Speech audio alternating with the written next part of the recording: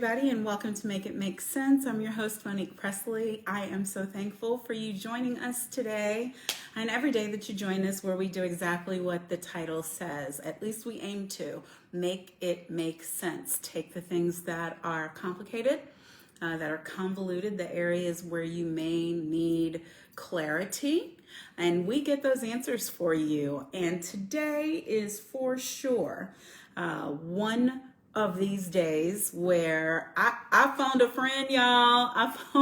I found a friend. Not that I'm tired of answering these questions when the questions are sincere. I am definitely not tired of answering these questions, but you may be hearing people all the time, some in the Black community, some just trying to stir up stuff in the Black community. Sometimes it's trolls, sometimes it's real people who are saying or asking the question, what have they done for us? What have they done for Black folks? Where are the tangibles? What has the Biden-Harris administration done? What are they doing for Black folks? And there are definitely answers, many, to that question. But I am not endeavoring to answer by myself today. I phoned a friend. He's no stranger to the show. Would you please help me welcome Mr. Too Raw Too Real himself? Probably here, like on his way from the White House or on his way to the White House or something. He's in hot cotton these days, y'all. Just saying. Let's welcome our friend Kenny Walden.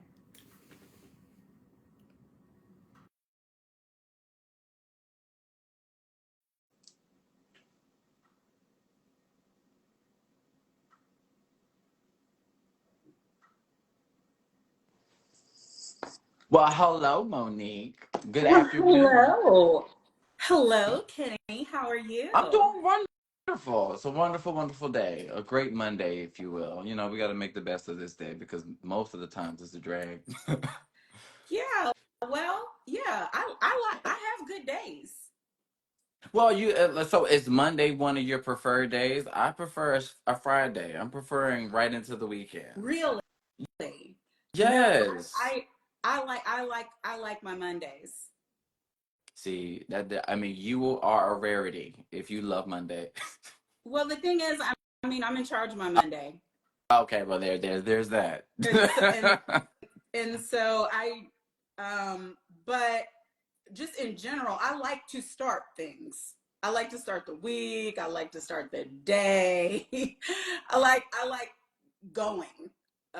So it suits my personality that I'm just trying to get up and go and do.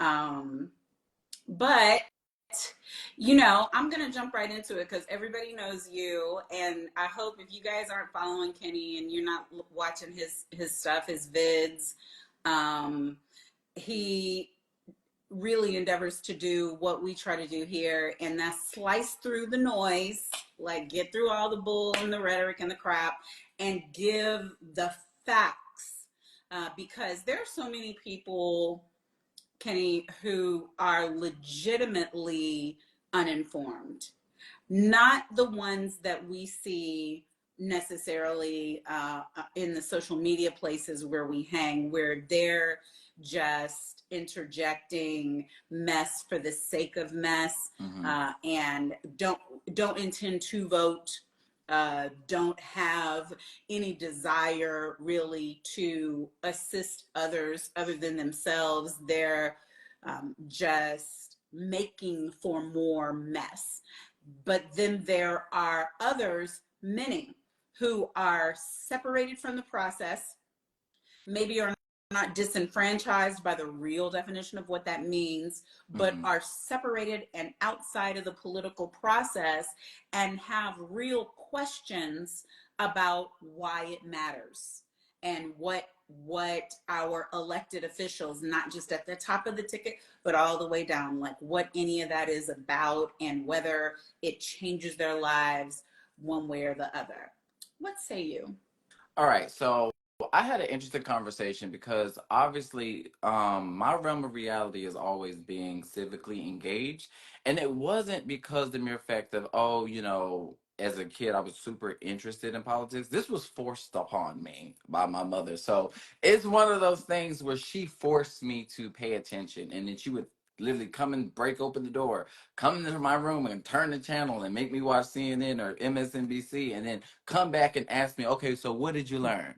So I was forced into politics because she wanted me to have the understanding of knowing that all these things do matter and how it equates to our everyday lives. Yeah. The problem is the reason why a lot of people are disinvested in politics is because they're so on the grind to where they don't have enough time or the luxury to actually talk or actually be able to pinpoint what's going on in politics because they're so focused on, okay, how am I going to pay my rent? How am I going to pay my light bill? How am I going to be able to put food on the table? How am I going to make sure that I get a quality education for my children? Those are the things that most people are thinking about. So what they will do and either ignore it in general or act like these things don't exist, or they will literally get their information, which majority of people at this moment are getting their information from social media. And with social media, it is a good and a bad thing because sometimes some people can be susceptible to misinformation, which we continuously combat on a daily basis on our platforms, trying to make it make sense for people. So I'm going to take this time out to try to pinpoint and hit everybody's pain points and try Mm. to show them what the Biden Harris administration has done for Black people since they have gotten to Okay. office. So, number one, the first thing that they passed was the American Rescue Plan, which not only provided a $1,400 stimulus for those, but also lifted and extended the child tax credit, which lifted 50% of Black children out of poverty. So for those who say that we want upward Black mobility, well, this is Black upward mobility. They were going to extend that tax credit with the Build Back Better plan. However, we lacked the votes in the House and the Senate in order to get it passed because Joe Manchin voted against it. Now, a lot of people are confused. Well, what does that mean? Well, we know that we need 60 votes in the Senate in order to overcome a filibuster in order for us to get a bill passed, particularly these types of bills. And we need a majority vote. It's all about numbers when it comes to politics. We can say that Joe Biden promised us all these things, but a campaign promise is a call to action from Congress in order to make sure that those promises are fulfilled. We have several branches of government and they all have to work in tandem for us to actually see this tangible change. And people have to understand the process and have to be not only civically engaged, but we have to be civically educated so that we set the right expectations on how we expect to see these policies being implemented. When we sow a seed, we don't expect that seed to come to fruition the very next day. We have to continuously invest in focus on that soil and water our plants and water that ground to make sure that we have a good bearing to bear Oh, fruit with that pre. seed that we planted. I said pre. Wait, what? I'm just saying that these are the things that we have to do. But when we sit here and we see these bills get passed, because I know a lot of people say, well, what about our crumbling infrastructure? What about jobs? What about lead pipes? Well, within the first year of his administration, less than a year actually, he passed the historical infrastructure bill, which focuses on investing $55 billion into clean water. Now, when we're seeing this money from the federal level get sent off to the states, this is why I said we have to check our soil. We planted the seed, and we have to keep watering our soil and holding the people, at least in our local government, accountable so that we can see this investment from the federal level actually be distributed to the people. Now we Well, I know think this. I think I want to interrupt there because I think you make a very important point. We many times people ask for and want things to happen, but then don't want to wait the amount of time it takes for the thing to actually happen. So and infrastructure is a perfect example of that because I'm gonna add in one thing they just did. There was the huge announcement of the billions of dollars that are going to additional billions of dollars that are going to be invested in reconnecting communities, and this is going to directly affect Black and Brown communities in over 40 states in the United States, where they're going to be putting in efforts in order to rebuild bridges, Yes. for instance, in Atlanta, so that people who are in the burbs and in the outskirts literally outskirts can be connected to the main city where the hub and where the action is happening. But President Biden committing those funds and or signing legislation now does not mean that a bridge is built now, and people can understand that. I believe they really can if they connect the dots. Oh, he did something that I'm going to see next year, or he did something and it is creating jobs now, but I'm going to see the finished product 2 years from now, because you have to have leaders that are forward thinking and doing things that, yes, are immediate pain point relief, but are also for our children and for their children. Yeah, anytime that we make a vote, we're not just voting for ourselves, we're voting for the next generation coming up. And to your point, when we're talking about, like, I say it like this, politics, and when these policies are passed, you have to trust the process. It's just like if I'm going through a lock journey, I know I'm not going to have locks running down my back in 2 to 3 days. We have to trust the Unless process. unless you get some. Unless I get some, unless I like, unless it's a wig or some weave, but you have to trust the process. And I think a lot of people, we want microwavable politics, we want popcorn politics, we want instant gratification, knowing that we may not see these things, maybe not instantly, but it's coming down the line. Well, So it's also because when you say we have to trust the process, Black people don't really have a reason to trust the process. Not on the surface of things. We have been in positions where our trust has been abused, has been misplaced, has been misused, and where we have been betrayed by those who are in power. I mean, that is our history in this country. That has nothing to do per se with the Biden-Harris administration. That has to do with the fact that we live in the United States of America. that's true. So when we're talking about trusting process, and even when you talked about, because I know, okay, we got American Rescue Plan, we got infrastructure. I'm gonna keep track because I'm not gonna end this conversation and then be like, they had plans but they didn't name any specifics. The devil. No, we're gonna get through this. We're going to talk and we're going to count. We're going to do it all at the same time. We're going to walk in, we're going to chew gum. So we've got American Rescue Plan and what it did, and then it was interrupted. It could have done more, but we couldn't get the votes. We've got infrastructure, big. We heard the prior administration talking.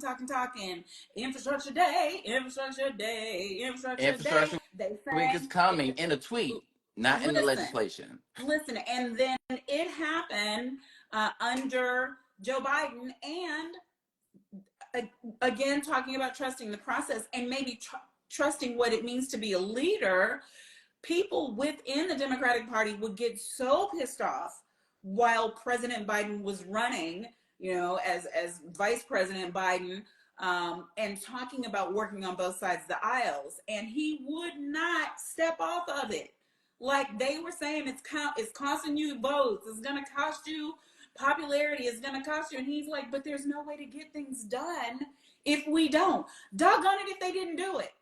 Not once, not twice, but 3 times or more, they have put things together that required bipartisanship, and they were able to do it successfully. So what else has the Biden-Harris administration done?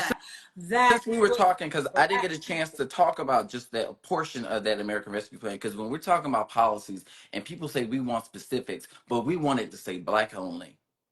This is where we have to have that conversation about education and the right expectation and what we call constitutional muster. In the American Rescue Plan, there was allocated funds for solely only Black farmers, which was challenged in courts by a former Trump aide that went up to the courts and was denied and deemed unconstitutional. The problem with having these bills that says solely only Black, it lacks constitutional muster. Right now, we're in our court system where they're actually fighting to stop small minority business grants because they wanted to be inclusive to whites, when we know that there's a disparity there, and we know that we've been left out and left behind for so long, that where we need these programs that's going to at least try to tip the scales. So when we have bills, they have to be inclusive enough, even though they're targeted to help the black community. They have to be inclusive enough to where they can't be struck down in the court system. And speaking of the court system, Joe Biden has appointed 44 black people to the courts. Not only that, Supreme Court Justice Jackson is now sitting on the federal bench on the Supreme Court. Yes, But there's let's some take it a hearts little. on the screen for Supreme Court Justice Ketanji Brown Jackson, first Black woman Supreme Court Justice. That was a promise that was made by candidate Biden, that was kept by President Biden and by Vice President Harris. But there are people who say that's just color. That's not anything that matters. That's just giving us things that will placate us. What say you? No, it matters that we have black people in these positions of office because we seen not only with Fannie Willis, but we also seen with AG Bonnie. Letitia Fannie right Yeah, Willis claim it. and Yes. and Letitia Yes. James, AG Letitia James, HU where they're actually holding people accountable and getting these wins. It's important to have black people at the table because we know how to actually fulfill the needs that need to be met. We know in our community. exactly. And I don't think that we are the only people who know how to do it. I just think that there is something very significant and important about shared experience in community, because there's certain issues that you don't even really know exist unless you've walked in the shoes, you've worn the skin, you've been a part of what it means to be the only in a place, or the disenfranchised in a place, or a member of a community that has way too much police presence and way too few restaurants and grocery stores. So coming from a place can matter. We know sometimes it doesn't, because Clarence is still on the Supreme Court. So it's not always, which is why I tell people, no, I want your principles. I want you to make right decisions. I don't want just skin. And if I have to choose between skin and right decisions, I'm choosing right decisions. So it's not just for the sake of having it. But okay, we got American Rescue Plan that did multiple things. We got Supreme Court justice. We've got more black women and black people in general appointed to federal courts than all other prior 8 administrations combined. We've got infrastructure, which is providing jobs everywhere. Let's talk about this economy. Is the economy something that just helps other folks, or is an increase in the economy something that aids black people? Well, it does, because if you look at unemployment right now, unemployment for blacks is 5.2%, down from 9.4% under Trump his last year. But when we're looking at the economy and we're looking at record low black unemployment, what we're also seeing is record high black businesses, which brings me to my next point. When it comes to Biden, he has invested, since people want to know a number and what has been given solely only to black people. When you look at SBA loans, Biden has given in 2023 alone $1.5 billion worth of SBA loans for black businesses. Solely only black businesses. This is just the number that black people have taken out of SBA loans under Biden in 2023. Since people want to see a number. Yes. So, and the reason why, because I know there are people who say, well, that's the agency and that's not, the SBA is a part of the executive branch, just for people who want a better understanding. And so the governing policies for the way that they vet businesses and the programs that are offered for businesses, that is part of what the administration as the executive branch accomplishes. I would love to, because I'm sure some bison in here somewhere, talk about HBCUs. Has the Biden-Harris administration done anything, Kenny, for HBCUs? You know, I heard that Trump gave us so much, even though he took credit for my former representative Alma Adams' bill as far as investing in HBCUs. But I heard he did so much to where he gave us $250 million.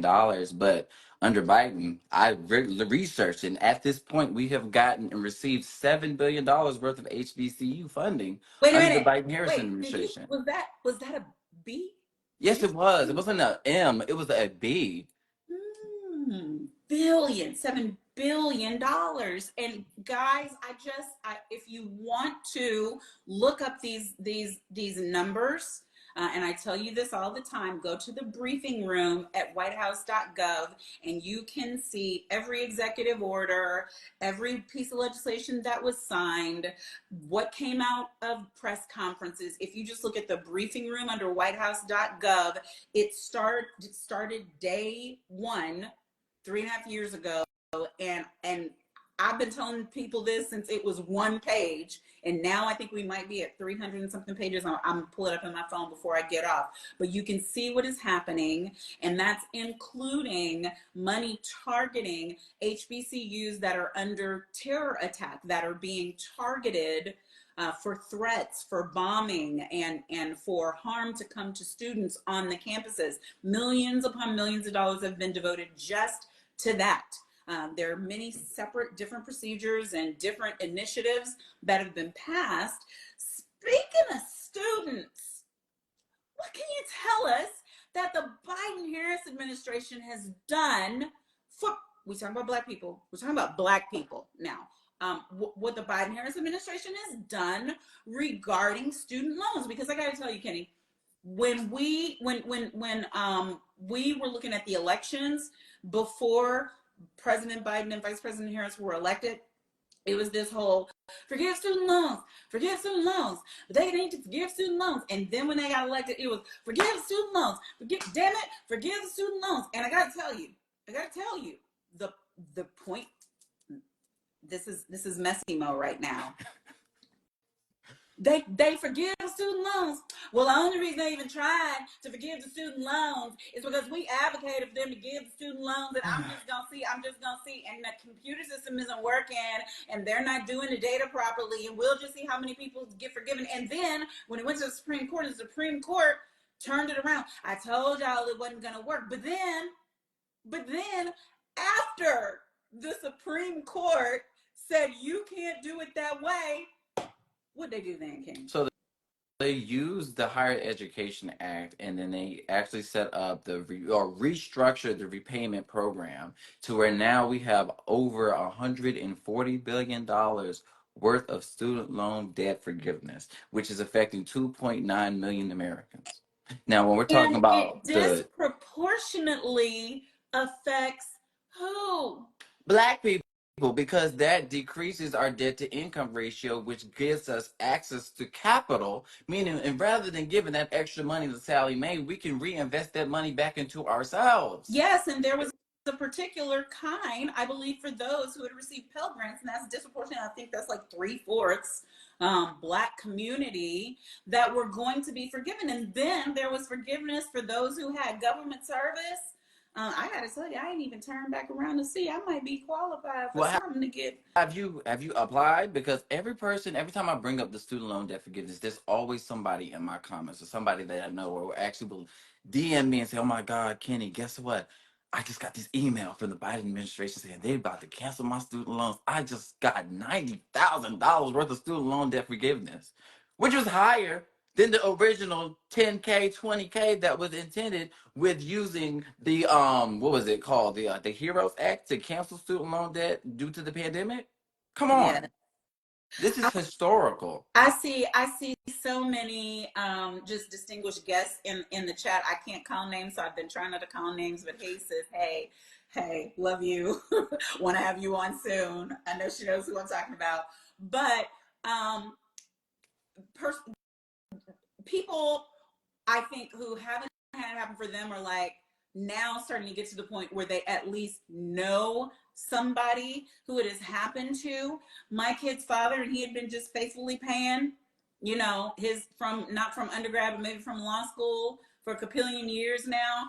And he called one day and he was so quiet and he's like, said, I keep blinking and looking at the screen because I don't know if what I'm seeing, he said, I think, is it a joke? Am I being pranked? And I was like, what? And he said, check your phone. And he took a screenshot, and the screenshot where like it had once said balance was, had. It's life changing. It's like a lot of people hit the lottery overnight, and that is life changing. And it doesn't, and the thing that, see, and here's a place sometimes, Kenny, where we lose our folks because they are not even thinking about for themselves what it could mean to have good credit and have access to capital. They think that home ownership is beyond them. We'll get to that one. That'll be our last one. But they think that is beyond them and don't even understand, if you get this off of your credit, that you are then viable as a candidate because you're not carrying bad debt.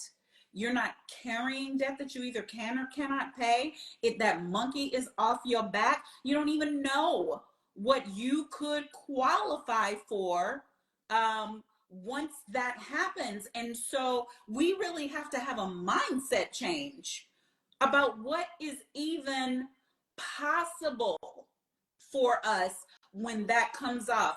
But speaking of home ownership, I think the Biden-Harris administration did something so that Black and brown borrowers who were being redlined previously and who were being considered bad risk for home ownership could be in better stead. Can you tell us whatever it is you know about that? So I just got to give a shout out to Secretary Marsha Fudge over HUD, and I know that she's stepping down and she's, bowing out with grace because she has spent decades into Well, just investing in our not even bowing community. out. She just exiting. I Yeah, don't she's know. I mean, ready to spend the rest of her life for herself. Come on now. she'll do her next big thing. Her next big thing. But under the Biden-Harris administration, they've been able to give out small grants for people for closing costs for them to be able to get a house. This is very big, especially when people do not have closing costs or any capital to put down on a house. So this is a big thing for us. Yep. So I applaud the Biden-Harris administration for being able to do those things. Yeah. But there was another thing I wanted to bring back because we didn't talk about one little thing. Okay. Now, the Inflation Reduction Act. Now, with the Inflation Reduction Act, not only did we invest in clean and renewable energy, knowing that the climate change affects us disproportionately. I don't know if you actually look at the statistics in Arizona and how people of color have literally died due to heat, just heat exhaustion. Being able to reinvest in clean and renewable energy, knowing that environmental justice is a real thing for Black people. But not only that, capping the cost of insulin to $35 for seniors, particularly knowing that diabetes disproportionately hurts the Black community. But remember when I was talking about Black farmers? Mm-hmm. Now, this wasn't really talked about other than on the griot. Now, in one of the sections, there was some money allocated, $2.2 billion for discrimination assistance program under the USDA for Black farmers to file to get the funding that they need, even though it was struck down in the original American Rescue Plan. So Biden, Harris have actually made sure that they have prioritized the base of the Democratic Party by making sure that they're fulfilling the promises that they've made for Black people. I just want to say lies and damn lies that it was just covered on the griot. Make it make sense in partnership with the U.S. Department of Agriculture. Not I only missed that. I'm sorry, I must have the missed show, your live. But I just talking about where I saw it. You know what? That's my bad because I missed that live. Oh, it wasn't just one live. We ran the ads. I'm glad that you ran the ads because we have to put it where people can have access to it. USDA, to their credit, partnered with multiple, not just make sense, but with Black media across a number of different platforms in order to get the message out to the farmers. And then they extended the amount of time that you could apply to be able to get that funding. And so, you know what, Kenny, we probably need to do this 3, 4, 12 more times because we've only scratched the surface. But I like that instead of us trying to rattle off 30, 40 things, we just focused on some big. I mean, we haven't even talked about Black women mortality. We haven't really talked any about healthcare. We got to insulin. We didn't get to hearing aids. I mean, there are so many things, other things, and I know you're covering them. I'm covering them, but collaborating and covering them together and doing a mashup, that is good too. I appreciate you. I am very proud every time I see you in places where we have not been, doing things that we ought to be doing. And I frankly applaud the administration in recognizing people who, not for a check, and not for credit, and not for kudos, and not for access, are just bringing the information to the people. And as our dear departed brother Joe Madison would say, putting it where the goats can get it. And you got different goats than I got. You know, I mean, you know your folks, just like you were saying to me by text before now, you were having conversations with close friends and family members. I've been doing the same. And the questions that we ask are different. Last thing, I went to Melanie Campbell, Black Women's Roundtable. She had the Owning Your Power legislative summit this past week in Crystal City, and we were on the Supreme Court one day, and I moderated a panel on Friday that had Dwana Thompson on it, had Siobhan Arline Bradley from NCNW on it, just some really great speakers, Dr. Julianne Malveaux, who I'm going to have on soon, to for real dig into the economy, like the macro and the micro, and why the economy's better, but we don't feel it, and talking about those things. But one of the things that we realized and talked about there, where Black women are concerned and what's being done for entrepreneurs, we've got to figure out a way to message it so that when I walk into my hair salon, the clients who are entrepreneurs who are in the salon aren't like, oh my God, the economy's in the toilet. Have you seen how much it costs to get this and this and this? Because it's not hitting us yet. Mm-hmm. It's not that it's not true that we don't have one of the best economies in the world right now, the envy of the world in terms of rebound from all of the calamity of COVID. We have to get these messages out, as you said, so that people can be patient while the good up here is working its way to the individual. So I'm gonna just give us some final thoughts. I know you'll be back, but my final thought is I'm very, very proud of you. Give us some final thoughts about what we should be doing between now and November and beyond.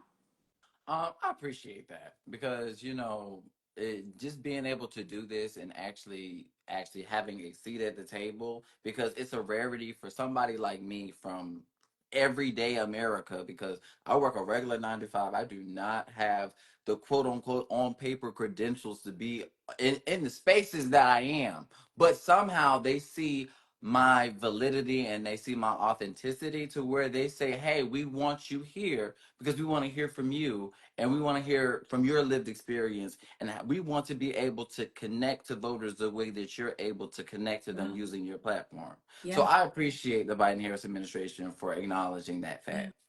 But what we need to do is we really do need to use our platforms the best way we can to continuously uplift this administration and all the achievements they've done, because here's the problem. Perception is reality, and what people feel may not necessarily be factual. Yeah. If I jump on social media every day and somebody constantly says that, oh, the economy's bad, this is bad, this is bad, this is bad, you're going to think, God damn, things must be really bad. But the reality of the matter is when you actually start hitting the points, well, inflation is down compared to last year. We were at like 9%. Now we're down to 4%. But then when you're looking at the price of gas, gas is down compared to 2022 and 2021. When you're actually looking at the price of milk and eggs, those prices have also come down. You can't say that you're not seeing this when you swipe your card, but because people keep telling you this is the reality, you believe it's true. It's like right now, if I start scratching, you might have an itch. It's the placebo effect. When I yawn, all of a sudden, oh, well, dang, I'm kind of a little tired here. That's the same thing. We have to keep speaking truth and we have to keep speaking positivity, and we just have to keep the faith. And my faith is as small as a mustard seed, and we can move these mountains together, and nothing is impossible. Amen. Okay, Preacher Kenny, we appreciate you. Guys, if you want to send him your tithe, your offering, or a follow, or share any word that he has shared with you today, please do.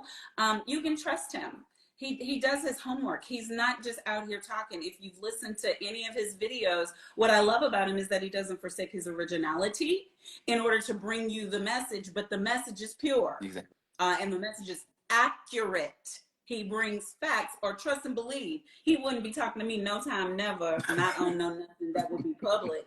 I might talk to him off to the side like, hey, Kenny, what's up? But right on here, no, it's because you can tell. I mean, just even now, he ain't looked at nary a note. And he giving you guys all kinds of facts and figures and such and so on because he does his homework. He studies to show himself approved. Exactly. Yes. We both preaching together today. Amens and amens. Man. I appreciate you, Kenny. Y'all follow Too Raw, Too Real and all his stuff everywhere he does it. And support a brother, help a brother out. Thank you. And thank you for having me on Make It Make Sense. I'll see you guys next time. All right. Bye, y'all. Bye. So, guys, I hope that you enjoyed having Kenny on. He's a real one in these political streets. And as I said, he does his homework. He works very hard to bring accurate information and to dispel all of the myths and inaccuracy. Yes, I see someone in the chat saying it. He for sure brings receipts, the CVS level of receipts all the time. And that is necessary right now because you, for real, you cannot believe your lying eyes and you can't believe your deaf ears. I mean, right now, what you see is not what you get. What you see is not necessarily what's there, depending on where you look, depending on where you go, depending on what you leave yourself susceptible to. So I'm saying go to trusted sources for information. I want this to be a trusted source for information. I know that Kenny is a trusted source for information, and we're bringing you daily trusted sources for information so that you can make informed decisions, not just political decisions or voting decisions, but all across the different areas of your life so that you can live better lives. All right. So if you want to support what we do, we'd appreciate it. You can give. You can support by giving on Cash App. It's $ Monique Pressley TV. On Venmo, it's at Monique Pressley TV. On PayPal, it's paypal.me/ you guessed it, Monique Pressley TV. You subscribe to our YouTube channel. What is it? Monique Pressley TV. And if you would like to sponsor and partner with us, we'd love to have you. You can email us at sales@moniquepressley.com and someone will get right back to you. If you'd like to follow our guest, you can follow him across all platforms. He's Too Raw, Too Real. I think that is on IG, that's on TikTok, that's on X, formerly known as Twitter. I don't know what his YouTube is, but Too Raw, Too Real, or look for Kenneth Walden, Too Raw, Too Real. Okay? Thank you. I'll be back with you tomorrow. Until then, I hope we helped you make it make sense. God bless you. Bye-bye.